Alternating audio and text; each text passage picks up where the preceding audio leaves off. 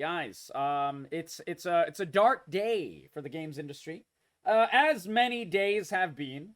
PlayStation has announced a reduction in their global workforce, and I love how this post by Sony downplays it, guys. It was like 900 people, so like reduction in global workforce is a little light.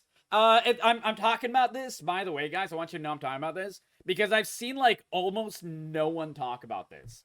Like I only got this because I follow PlayStation on Twitter, and right after they posted this, they straight up just posted like several different posts about Final Fantasy VII, and I'm like, yeah, I can see why they're trying to bury this shit. But yeah, they were obviously trying to bury it. And it's pretty rough. Of course, they have their little legal speak where they sound as nonplussed as possible. But the other reason I saw this is because of the dichotomy here. Oh man, so this was rough. So Tom Warren is a writer for The Verge. Verge is, I've talked about a lot of issues in gaming journalism. We've talked about a lot of their extreme biases and actual lack of real, true journalism. But Tom Warren is one of the good ones. Straight up, he's like a Jason Schreier. Jason Schreier also posted about this, but his article in Bloomberg is you have to have, it's behind a paywall, so we're not gonna read that. But Tom Warren is senior editor at The Verge, and writes some pretty good stuff. So he actually brought this to the fore a bit. But besides Tom Warren and Jason Schreier, no one has been talking about this. Like, I don't know of a single person who's really been talking about it. Bearded, we're talking about the big layoffs at Sony. And I think it's because people are generally I think these days it's like people really are loud about bad news about certain companies and less loud about bad news with other companies because they're fans of said games. And it's really annoying to see because like something like this should be covered like all the other news is covered. Not only because it should be covered, but also because of why. And we're going to get into that in this video and segment. Tom Warren states Sony's PlayStation employees at London studio. So it's 900 employees all throughout Sony, but a lot of them were involved in London studio to the point that the London studio was completely shut down. So Sony's PlayStation employees at London studio were bidding farewell to PlayStation chief Jim Ryan 5 days ago, ahead of his retirement next month. So PlayStation CEO is leaving his post I think it's like scheduled for like March 5th or something is when he's going to leave. And right after Jim Ryan visited, they Sony laid him off just straight up. So it was so sad. I just go to this post, and this girl is the one who made the post. I think she is this one. I'm not entirely sure. Yeah, it's so sad because they're celebrating this guy, the CEO, coming over, checking out the company, all that, and he's cheerfully smiling at the camera, and then he just slashes it, man. All these people, it's so sad. Like I'm also talking about this because like it's so visceral, and you can see the human cost. And it's like I'm not like chuckling because I'm like happy about this. It's like kind of like one of those things that's like just so sad. You can't help but be like, oh my god, it's so fucking cooked. It's one of those kinds of things. But yeah, Jim Ryan standing right here like a complete fucking dickhead, knowing these people will not have jobs in days, and they're all gone. It's very typical. It is in this industry for sure. But it's usually not this bad, Axeman. And we've covered a lot of the other big firings and layoffs and other parts of the gaming sector. But this one just felt so disingenuous and such poor taste. I couldn't help but talk about it. So let's read their statement. Let's read their statement. And oh my God, yeah. Let's give a moment for Izzy Foley. She was art manager. A lot of the people that work hard and these companies, they work like really really fucking hard. And it's really sad. Like I'm just angry, sad, scared. Fuck though, what a day. It's really brutal. It's really brutal. Nothing to say. I'm in tears. This is like the human cost. So I just wanted to give like a little insight into the human cost. Like anytime you see any of these, like, because like it's hard to think about 900 people were fired, 8% of Sony's entire workforce. That's a lot of people. They were laid off, not fired, laid off. Firing. So the difference between the terms. Firing assumes something that an employee did wrong led to them getting their job, axed. But being laid off is something like an industry-wide thing, or you're just, cleaning house because of a longer, bigger reason than a single employee, like fucking something up or something like that. So that's why we use those different terms. I work in business. For anyone who doesn't know, who's new to the community, I know Axeman, Little John, Night Song. You guys are relatively new. My day job is in business. I work in business, so I have a bit of a unique perspective, and I like to talk about these things every so often. I want to, bring some light and give my unique perspective to these events when and how I can. And I feel like YouTube has kind of freed me up to be able to do that. So hope you guys enjoy it. Not surprised, it's damn cold. It's really damn cold. I'm not really surprised, and I'll tell you why, Doc. But it's going to be in the conversation upcoming. But let's first read Sony's statement.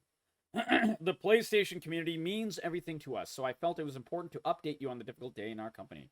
We have made the extremely hard decision to announce our plan to commence a reduction of our overall headcount globally by about 8%, or about 900 people, subject to local law and consultation processes. Employees across the globe, including our studios, are impacted. These are incredibly talented people who have been a part of our success, and we are very grateful for their contributions. However, the industry has changed immensely, and we need to future ready ourselves to set the business up for what lies ahead. We need to deliver on expectations from developers and gamers, and continue to propel technology and gaming. So we took a step back to ensure we're set up to continue bringing the best gaming experiences to the community. Here's a little, by the way, reading between the lines. Anytime you see this, we need to deliver on expectations. They're not actually talking about developers and gamers. The person that they're talking to directly in this statement is one set of people, and one set of people only. And I need you guys to know this lesson. Shareholders. Sean, you got it. Exactly. Shareholders is all these fucking people care about. And so when they get rid of 8% of their workforce, they are actually freeing up about hold on. Let me do some quick math. Calculator. We'll do it on screen, guys. We'll do it on screen. So bringing over the old calculatrice. 900 times 100,000. So this is a not complete number. So this is what this number means. So they're getting rid of $90 million in the future year. About $100,000 salary and benefits. This is on the light side, so it's actually more than that. But the problem is that shareholders look at this number because it affects future numbers. So they can get the profits and the revenue from the work these 900 people did over the past several years and just not pay them the $90,000 for the upcoming year. That is what this number means. So this is like, their shareholders look at this as $90 million of future profit. That is why I am illustrating this number. And why I'm bringing this number up is a very, very important thing. And we will go back to this number. So I'm going to pull this calculator to the side so I don't forget about it. Calculator tab. Yet another tab, guys. I'm sorry, but it is an important tab. But this is a very important number that we will come back to. Because we're going to talk about What has Sony been spending their money on in a year of record profits? Because in 2023, I want to remind you all that Sony had massive, massive record profits, and I'll probably, you know what, we'll bring that up as well. I didn't prepare that tab. Cocaine and hookers. No, nothing so fun. Nothing so fun. These are incredibly talented people who have been, okay, I already started. Below, I've shared or copied the email I sent out to the company this morning to provide more context on our thinking. We deeply appreciate support and understanding from the PlayStation community as these decisions are very difficult. Please rest assured, there are plans for reorganizing and streamlining ours so we can continue delivering the best gaming experiences possible. And I will show you why this is really not the case as well.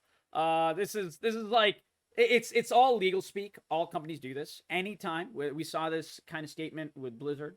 We saw this kind of statement with Xbox. We saw this kind of statement with Twitch. Twitch had their major layoffs. Every single tech company is going through this. And some of the reasons are the same. But for Sony, some of the reasons are a little different. So I want to really, I guess, differentiate it a bit. The Sony news is a little bit different here. And we will discuss why upcoming. The worst part is the future hiring and training costs that ends up costing them more eventually. Not really. Axeman, you have to understand that when you're at a company, each year that you're at a company, especially a large company like this, you're generally paid more and more each year. Seniority comes with benefits, and a lot of times, short-term hires are not exactly more expensive. A lot of times they're less expensive. That is one reason, Axeman. So it's kind of the opposite, unfortunately. But this is why a lot of companies fire, rehire, fire, rehire, fire, rehire in a cycle like that. A lot of companies get the what's it called? I guess the marker of being a revolving door company, and this is one of the reasons why. And you can find out which companies are like that. Glassdoor is another website that is, I think, created by employees of various companies, and they talk about the good and bad practices of the company that they were used to be at. And there's several websites that go into the nitty gritty, and a lot of people, when they are fired or laid off from their jobs, they post up about the issues at certain companies. And I look at these things often because I'm legitimately interested in this, and I like to give my input. I mean, you're not completely wrong, Axeman, but that's in other industries. For the gaming industry, it's in tech industries, it's a little different because tech industry and gaming industries for certain for certain positions quite highly paid. Programming is, like I said, I didn't use this $100,000 for no reason. This $100,000 salary per year is a very high number for compared to many other industries. And I mean, they work hard. They deserve the money, in my opinion. But I was just explaining a little bit of the context as to why. Yeah, exactly. Yeah, getting hired for a project and laid off immediately after the project finishes isn't uncommon. Yeah, it's called crunch hires, Doc. They do that in crunch hiring, crunch season, crunch things like that. Anytime they use the term crunch, this is some of the things that they're doing. They also make their employees work like 80-hour weeks, and like they fucking like get their health destroyed and everything, and then they fire them. then they lay them off afterwards. It's like such a brutal thing. Non-disclosure lawsuits. What are you talking about, Bearded? If I may ask. Yeah, Little John, UK and London definitely does, but I think, like, they would only announce this if they are doing it in compliance with those laws. However, laws are often bent. As long as you don't break laws and you bend them, companies do this shit all the time, Little John. So, a lot of times, a company like this, doing it in this manner, they're following the letter of the law. But remember, the old adage that I have always told you guys, not everything good is legal, and not everything legal is good. That's the problem. So it is technically probably legal, it's still not a good thing.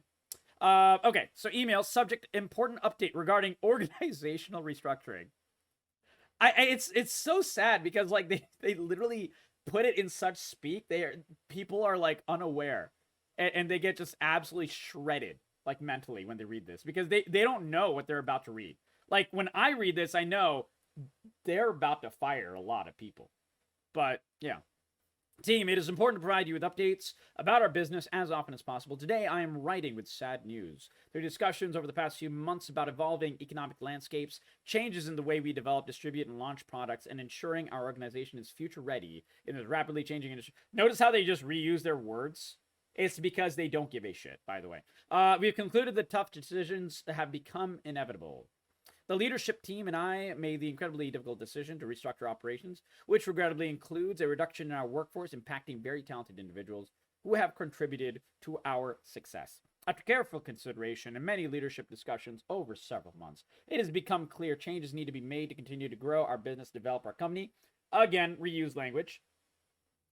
We had to step back, look at our business holistically, and move forward, focusing on long-term sustainability of the company and delivering the best experience possible for our community. Again, reused words. Are you guys sensing a pattern? They just don't give a shit.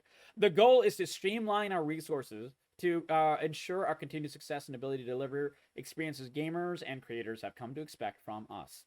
I want to be transparent as possible with you, our partners, and our community as to about what this means. We envision reducing our headcount, laying off our people by about 900 or 8%. This will impact employees across all regions, Americas, EMEA, Japan, and APAC. Several PlayStation studios are affected. I know receiving this news will be hard and upsetting, and you are wondering what this means for you. Timelines and procedures of how we approach this vary, depending on local laws and regulations. They're doing this within regulation law. For those of you in the US, all impacted employees will be notified today. In the UK, it is proposed, and by proposed, it's done. This is because this is like a couple of days old. I only found out about it today. But it was apparently announced on the 27th. The PlayStation Studios London studio, which is this girl that we just saw here. This is the London studio. Hold on, where's the picture? This very, lovely looking group of people who are actually having a party here. They're having a party celebrating this asshole. Will close in its entirety. There will be a reduction in Fire Sprite Studio. I actually don't know. What is Fire Sprite Studio? I'm familiar with London Studio because I looked up their history in order to discuss with you guys about it. But let's see. Oh, Liverpool. Oh, wow. 200 developers. So Fire Sprite was shredded. Jesus Christ. Oh, wow. Huh. Ooh. Okay. This is interesting. Yeah, we'll talk about this. Yeah, this is okay. So London Studio and Fire Sprite Studio both work on a thing that we'll talk about. And there will be reductions across various functions across SIE in the UK. The proposed changes mean we'll enter a period of collective consultation before any final decisions are taken. All employees will be made aware of the next steps today. In Japan, we will implement a next career support program. In other countries, we'll begin conversations with those who are potentially at risk or impacted as a result of this proposed code. Notice how they're not doing the supported program for anywhere but Japan. Do you know why that is? Because Japanese labor laws are very strong that you are required to do this. If you do a massive layoff, you are required. You are literally by law forced to kind of help, people find their next step, essentially. That is one of the better things about Japan in terms of labor laws. The problem is this is not a thing in other countries. In fact, looking back, one of the major game company layoffs that we discussed, I think, what is it, like, Doc, when was it, like a month ago? Or was it before that? But yeah, it was actually Riot Games. And Riot Games literally gave a massive, I think like 6 months severance pay, which is unheard of in the games industry. These people at Sony, we don't know what their severance pay is, but I can assure you it's not 6 months. That 6 month severance is insanely generous. And Riot Games also implemented a special support program to help every single person laid off find their next step. But they didn't do that because it was a law requirement. They did that because, frankly, Riot Games can get a lot of flack for many things, but in this type of way, they're built different, in a better way.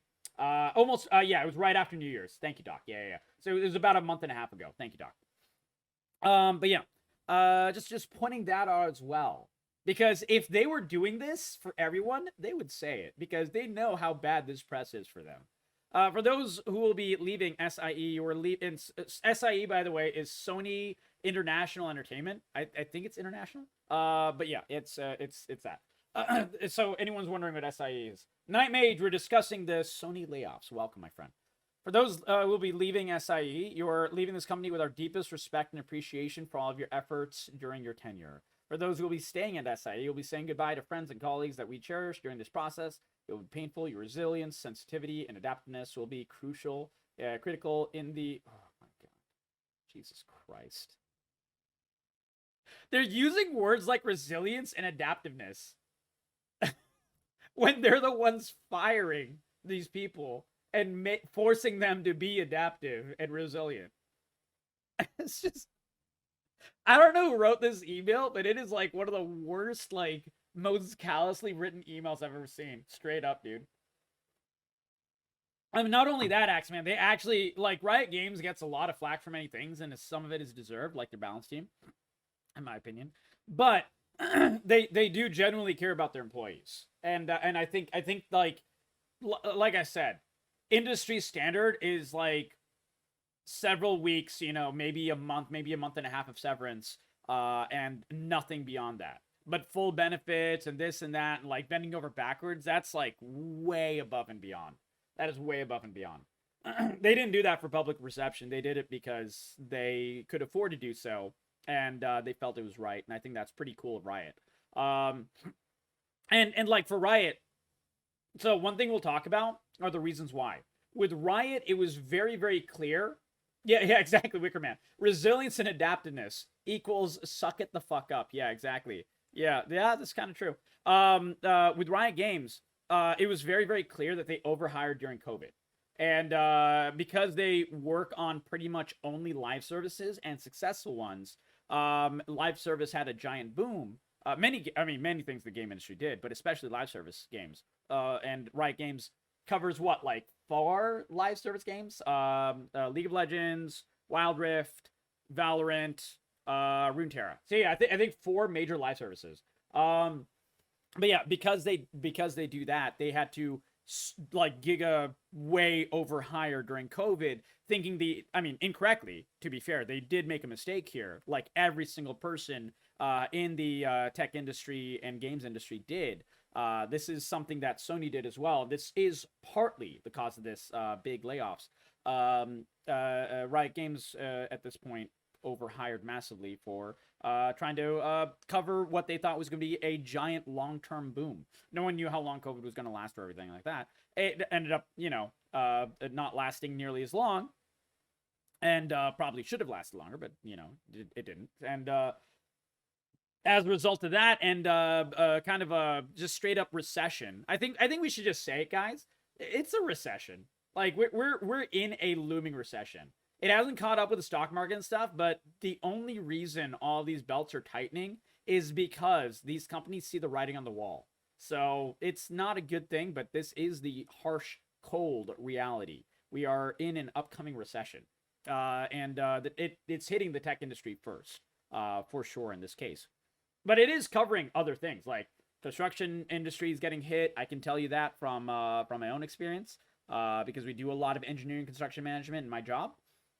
It's hitting a lot of things, for sure. And things will get worse in every industry before it gets better. Recessions are not fun. However, they are kind of a necessary thing, unfortunately. But in this case, while this is part of it, this is not the entire story for Sony. You're skeptical we are? By the way, Ryan, welcome, my friend. I miss you, buddy. Love you, man. If my company's starting to ramp up. Night Song, what industry do you work in, if I may ask? Not every there's a term called recession proof, so I'm not sure if you're in one of those industries. Certain industries are very much that. Software development, really? Wow. tech in general is being massively destroyed.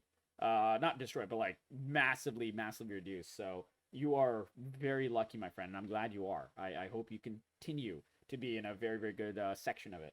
Recession is 2 consecutive quarters, shrinking GDP. Literal definition. Yes, I know. Ryan, this is why I use the term looming, brother. Looming. Yes. Looming means to come. And there are many issues still 6 months out. I know, but 6 months is not that long, bro. Like, the problem is, Ryan, no one is talking about a recession at all. So a lot of people are going to be completely unprepared. And that is kind of why I'm bringing it up. So yeah, we are correctly not in an actual recession yet, but this industry is. And we are going to be affected in every industry at some point in the very near future. And I think everyone should prepare. But regardless, that is getting a little bit aside. Going back to Sony. This will not be easy. I'm aware of the impact it'll have on well-being. Affected employees will receive support, including severance benefits. I wish they would be more specific, like Riot was. While these are challenging times, it is not indicative of a lack of strength in our company, our brand, or our industry. Oh, that is very true, Sony. In fact, let's go to that now. Sony profit per quarter. Yeah, let's do that. Let's see this. Oh, yeah, here we go. Yep. So, remember guys when I put up the number for, where is the calculator, guys? Where is the calculator? The 90 million. This is 90 billion. That's billion with a B. I just want to point that out. And this is not a year. This is a quarter. Each one of these is a quarter. Each line here is a quarter of revenue. 81 billion in revenue. 85 billion in revenue. 89 billion in revenue. 88 billion in revenue. This is a stark difference in numbers, guys. This is a stark difference in numbers. And yeah, quarterly growth. This is actually, this is a pretty good chart. Macrotrends.net. I'll have to remember that website. What was I saying? While these are challenging times, it is not indicative of a lack of strength in our company, brand, or industry. Our goal is to remain agile and adaptive and to continue focusing on delivering the best and gaming experiences possible for now and in the future. Thank you for your understanding during this difficult period. All right, blah, blah, blah. All right, so two companies specifically were named as revenue, not income. Oh, I know, Nightmage. And we'll talk about that upcoming. I will tell you. Don't worry, Nightmage. I'm well aware of what revenue means. We're going to talk about what Sony's been spending some of their money on recently as well. So yeah, Fire Sprite Studio worked on VR games. London Studio worked on a lot of VR games as well. VR game, an announced fantasy game that was canceled. SingStar is kind of like not really a VR, but it's like an external what's it called, peripheral, and so on and so forth. So London Studio is known for working on a lot of VR games. They were working on multiple first-party titles that were canceled, and they were instead moved to work on other things. Now, why is this important? I'm bringing this up because Sony has a fantastic history, and by fantastic I mean idiotic history, of forcing and trying to force certain trends to occur, i.e., in this case, VR. Do you guys remember how many of these PlayStation directs that we've been seeing, and how many of the like game show directs we've been seeing, and so on and so forth? Big game announcements, big game thingies, trailer parties, and all that. How many of those are VR, guys? A lot of them. Why? Because they were pushing VR so much, trying to make it work. What did I say back then? This is going to bite Sony in the ass. This is literally an illustration of all of this biting Sony in the ass. That's why they're just straight up getting rid of both divisions that actually work in pretty much nothing but VR. Now, both of these companies had developers that worked on all kinds of other games. Like I looked at Sony London Studio. They worked on like Killzone games. They worked on all. They moved a lot of different properties to do like artwork and development work and so on and so forth, piecemeal, to Sony London Studio. It's not like Sony London Studio was doing nothing, but their main wheelhouse was VR games. And that is one major reason why. Here we go. Yeah, we're not going to read this. This is the same bullshit.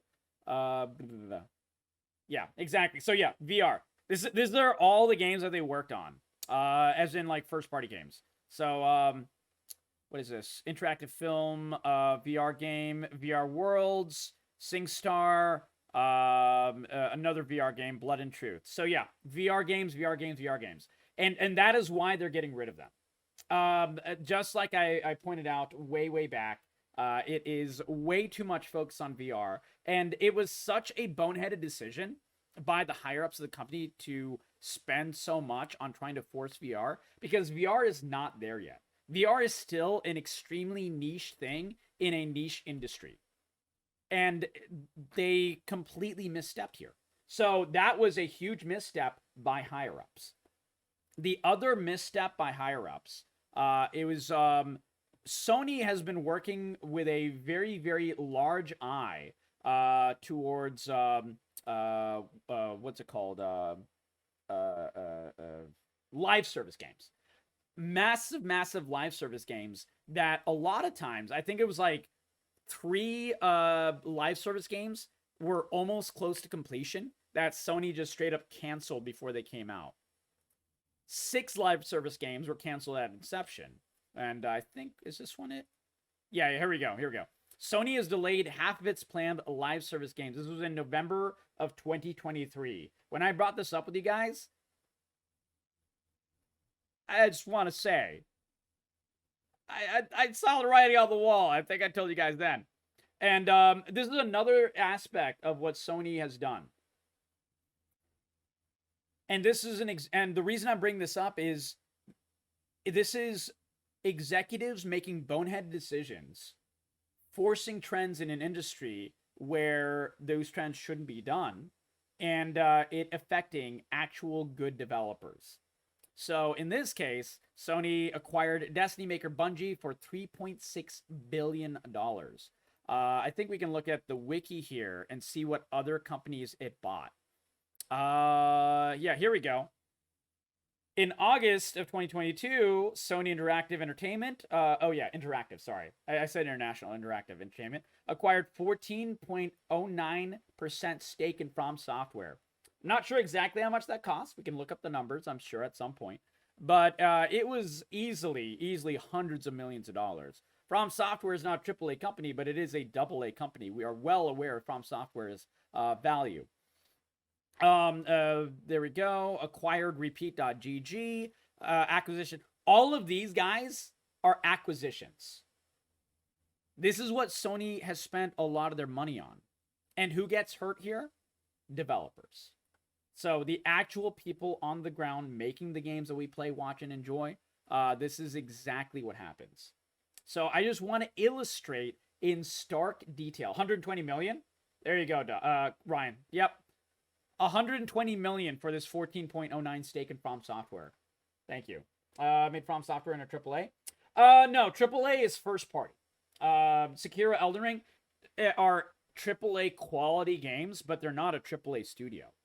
AAA studio is Sony. AAA studio is Tencent. AAA studio is Xbox. AAA studio is a very different thing. EA is a AAA studio. From Software is a AA studio, but they make AAA quality games. There are a lot of companies. There are a lot of companies that punch up, and they're not like a certain size of the company. They just do better, more efficient work, frankly, and they make better games.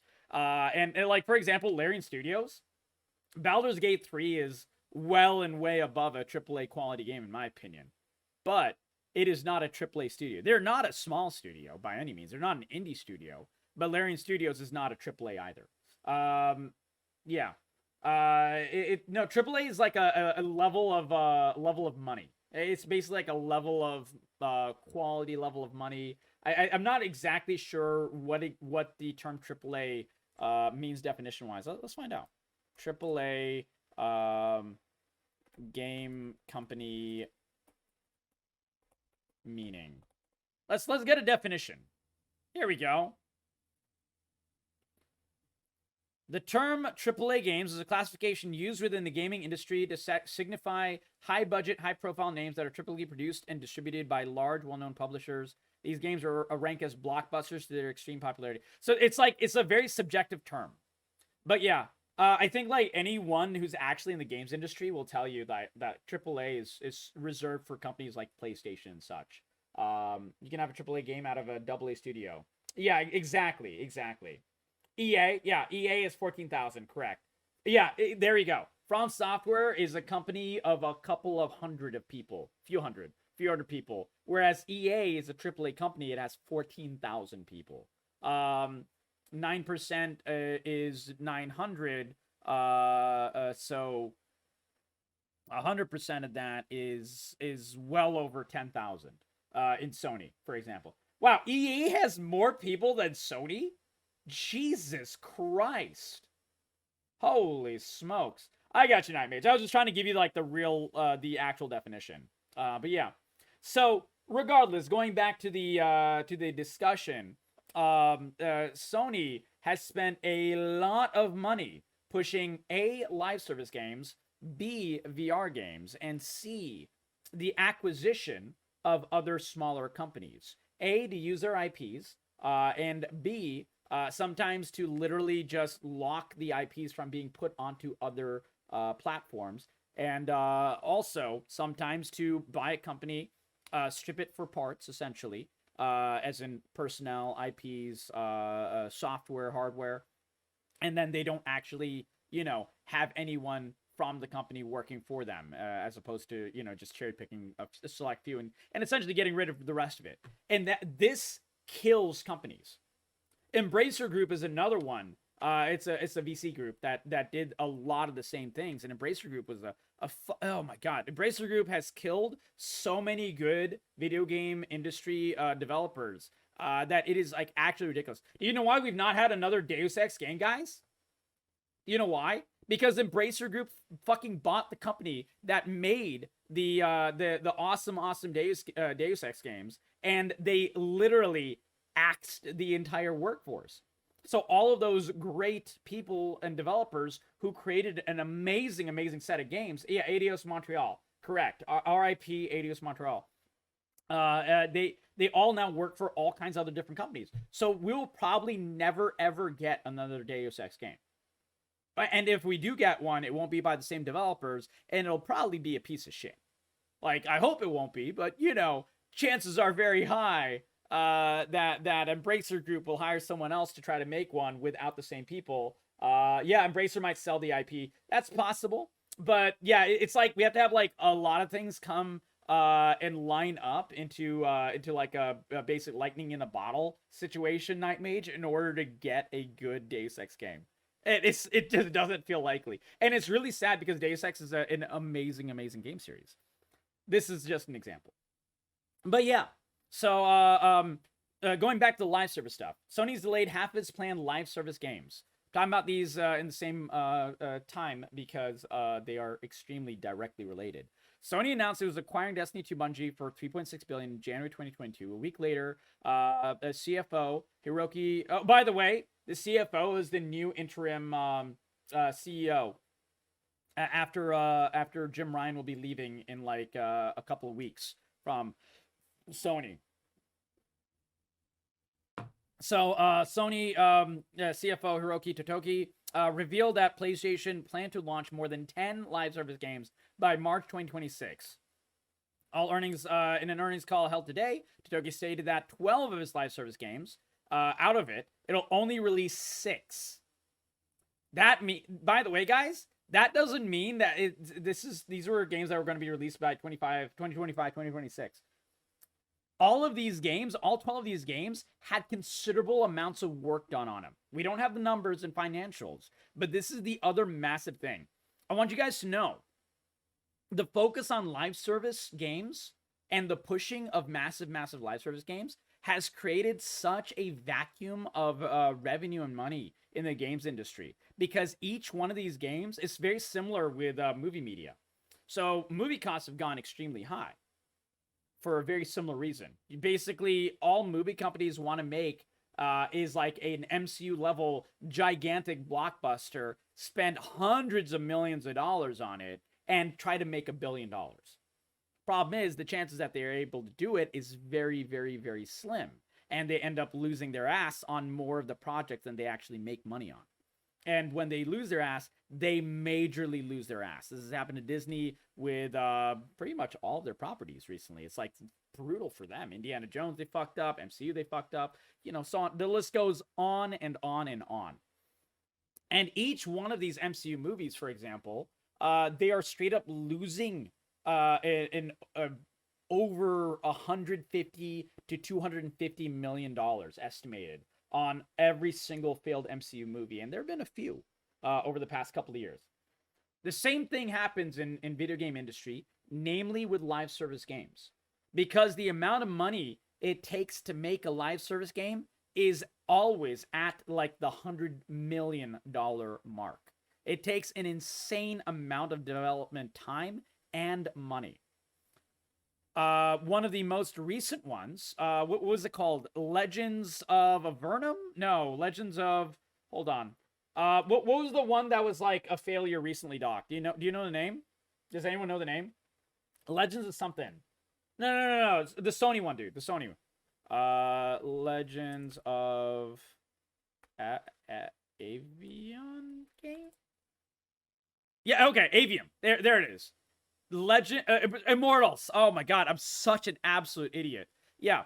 Immortals of Avium. This is a Sony live service game. Or it was EA with Sony. And this made, let's see, how many people are playing it? Steam charts. Steam charts of Legends of...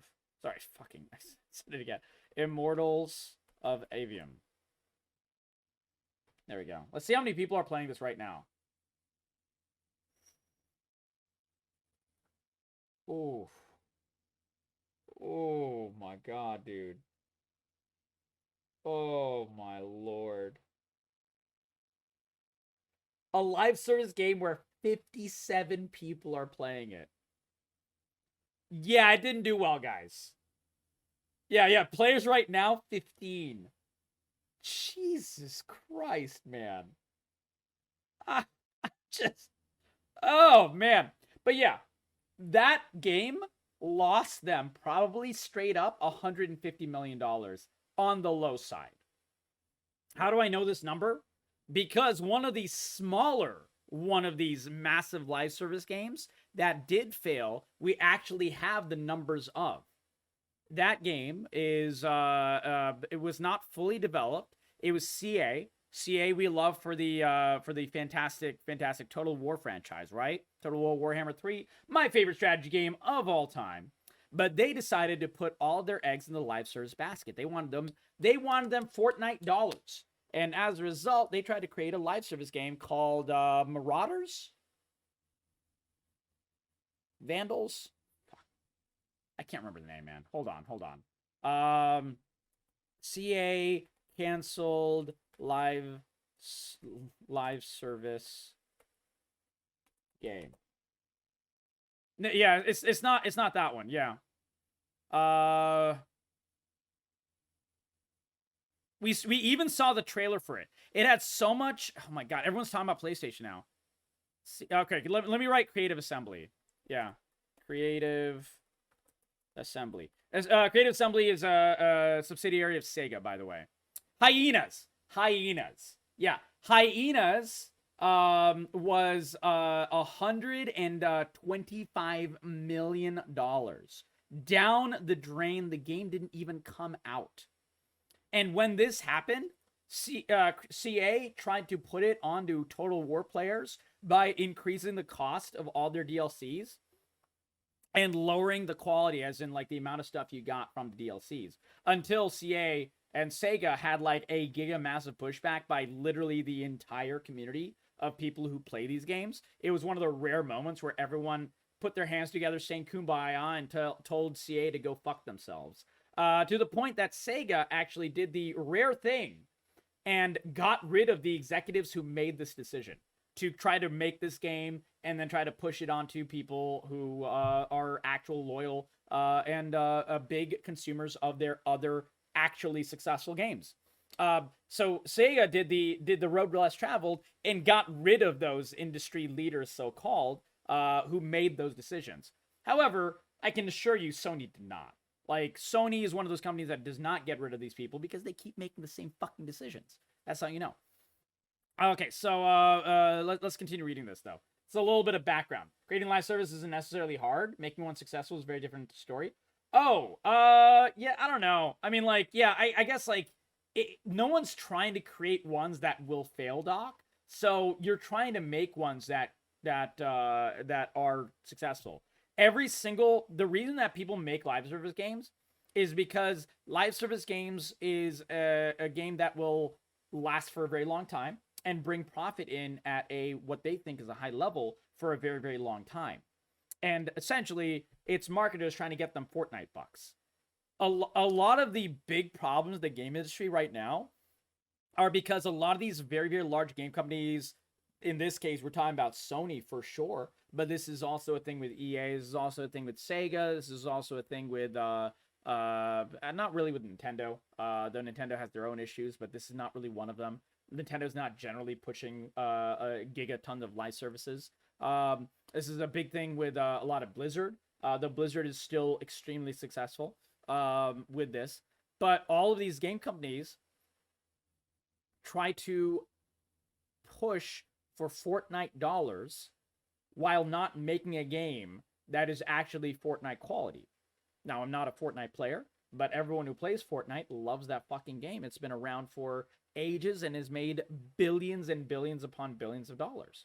The reason is because it's a good fucking game. Whether I play it and like it or not is immaterial. By all accounts, for the people who play it, it is a good game. None of these games that are canceled, none of these games that fail are good games. They all fucking suck. That's why they fail.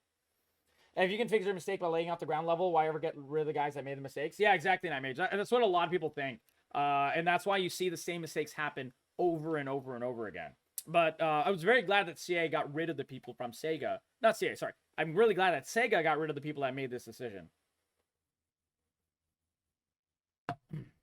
Yeah, exactly. Yeah. The reason that they fail is because they build the game around the live service idea, not always because they want to, and the gameplay suffers. Correct. Absolutely.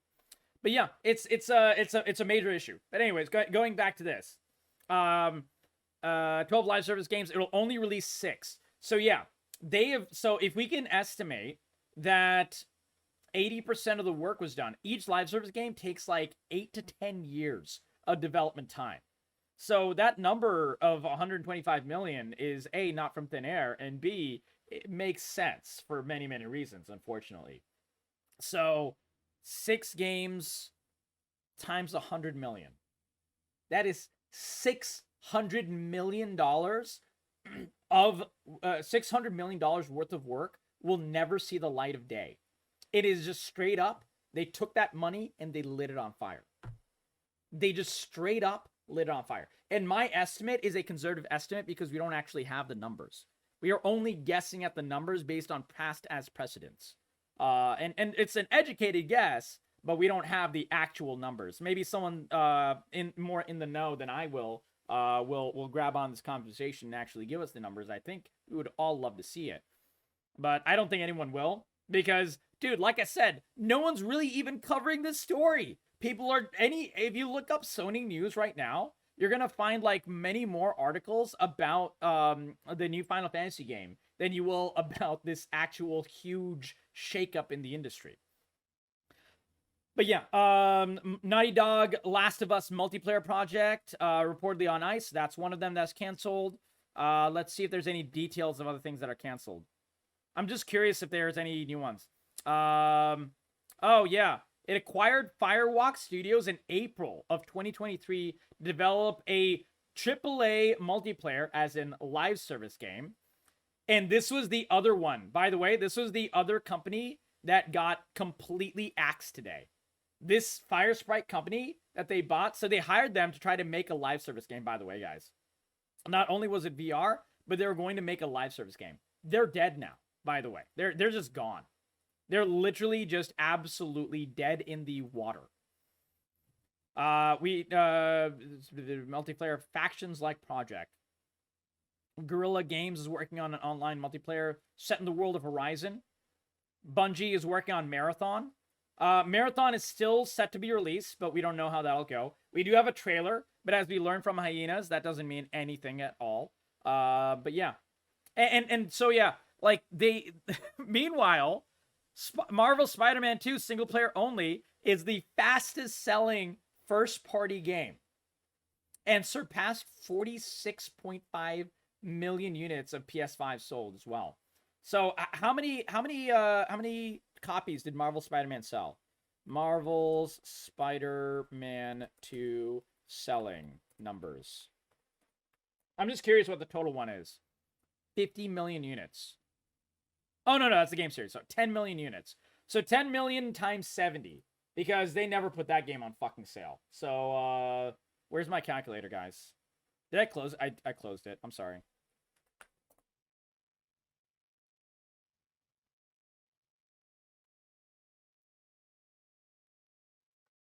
I did it backwards, but whatever. They made $700 million on a first-party single-player game.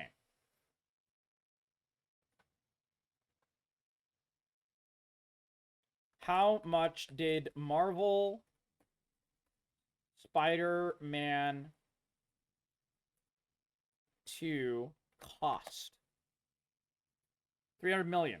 Which is a large number, but guys, it's not even run through its entire cycle yet. It is not a live service game, so you don't need to make more shit from it. The development company can have their people work on other stuff. The cost is a one-time cost. Live service games are expensive as well because they're a continuous cost. They're a continuous revenue as well, but they're also continuous cost. They made $400 million. Yeah, a single-player game doubled their profit. Over-doubled, Night Mage. Over-doubled because this number will keep going up. It's only sold 10 million so far. And while most people who bought the game, who have already bought the game will, buy the game, this number will still go up a bit. So this number here for the amount of money they make will rise.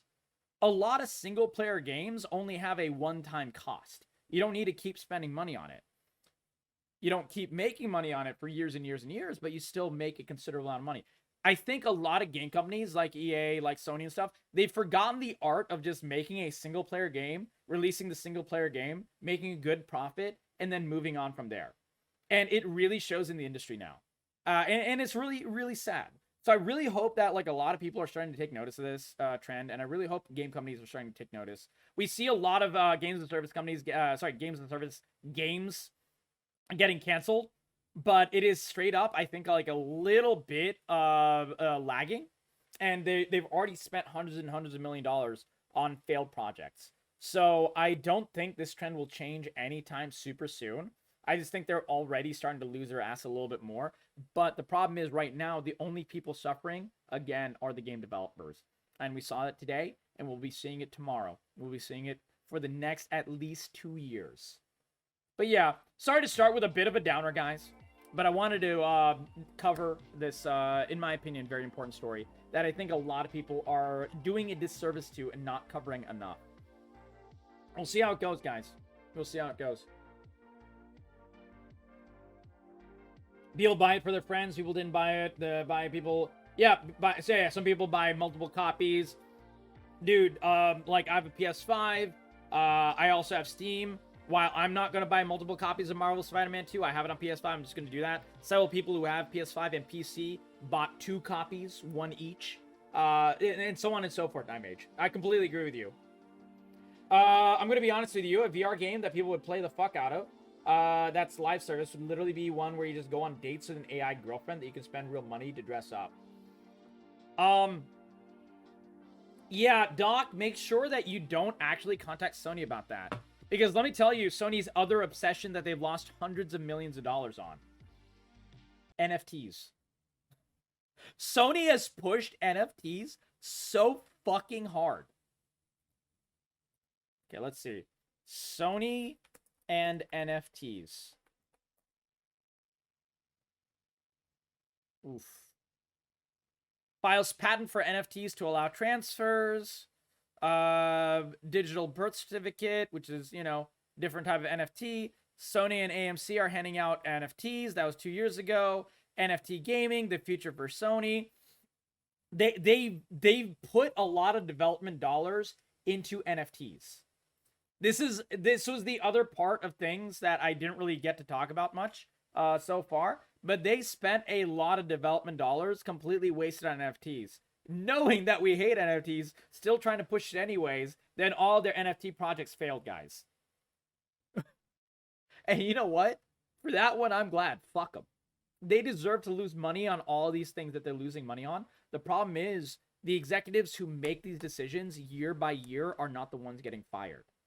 And I think, like, the industry needs a serious fucking wake-up call. We need to, like, show how successful Sega was in getting rid of their bad eggs, their assholes who made the boneheaded decisions to spend hundreds of millions of dollars of wasteful spending trying to create a live service game that no one wanted. And they kind of need to take that lesson. I don't know. It's crazy. I'm so glad NFTs didn't get bigger, more popular. You know why, Nightmage? Because everyone actually had a unified voice talking about it. I think this is why gaming journalism going downhill has been such a detriment to our industry as a whole. And by our industry, I mean us as gamers as well. It's because the gaming industry needs to have a unified voice much more often about very, very important things like this. They were for NFTs a couple of years ago, and that's why we're not seeing NFTs. And trust me, the companies haven't stopped trying to make NFTs, guys. This is an ongoing fight. They're going to still try to do it. Right now, the focus is also shifted to other things like AI in gaming, as an unethical use of AI, not paying artists, and so on and so forth.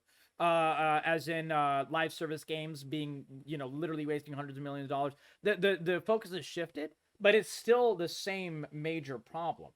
It's still the same major problem. Yeah, sorry about that, Sean. Technology and concept of the blockchain capabilities are awesome. It's a big shame everyone is just trying to make money. Yeah, that's what happens, Sean. That's the problem. That is literally the problem. I mean, no, there's a way to make money, but there's a way to, like, try to not, like, literally sell out everything in order to try to make a few bucks. And it's like, it's uncontrolled. You know, that's really what it is. It's just uncontrolled. And that is why we've had so many issues. And another problem with that is Congress is fucking old. In our case in America, dude, if you go to Congress and you try to explain to them an NFT, they will ask you about China. That's all they care about. Is this communist? Is this China? Like, dude, do you remember when the CEO of TikTok, and trust me, I fucking hate TikTok, but the CEO of TikTok went to Capitol Hill and was literally just asked about being part of the Chinese Communist Party like 10 fucking times. And he had to explain to them, hey, guys, I'm Taiwanese. I'm not Chinese. Stop asking me about the Chinese Communist Party. It was embarrassing, man. They don't, the people making the laws don't understand tech at all.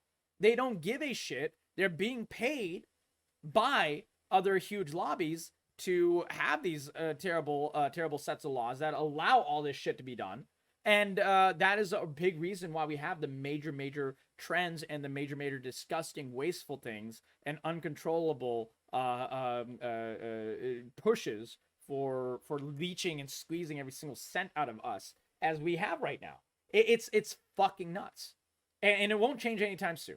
It will only change when those people are out of office, and I think we need those people out of office personally. But you know, a lot of people our age guys don't vote, and that's another problem in and of itself, and that's going to be hard to change because our generation is also fucking lazy and deserves a big chunk of the blame as well, in my humble opinion.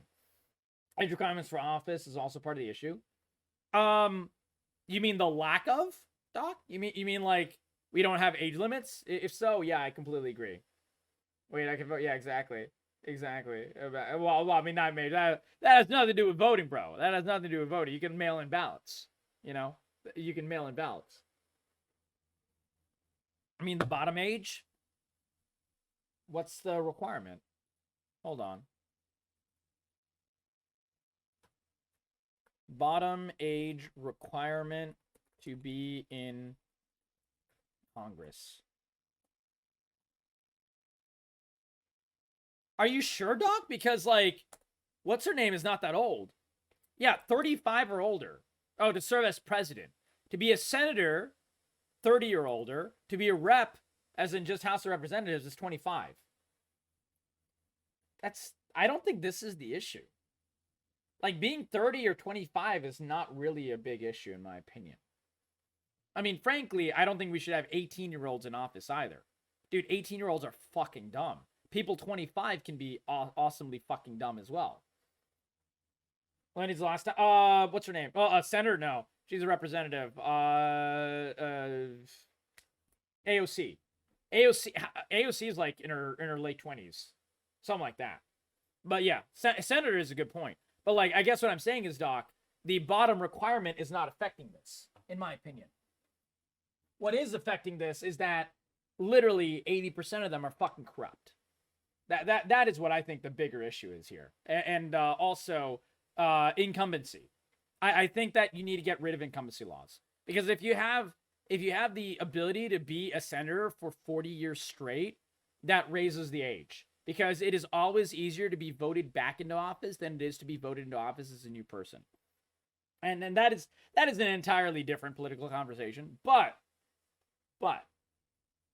in this way, I think it really, like, this is all these problems are a little bit interrelated. But yeah, anyways, going back to it, very sad news for Sony, very sad news for the games industry, and but I hope you guys did enjoy the breakdown. I hope I was able to give you some good information, my friends, and we're gonna continue with some awesome games now.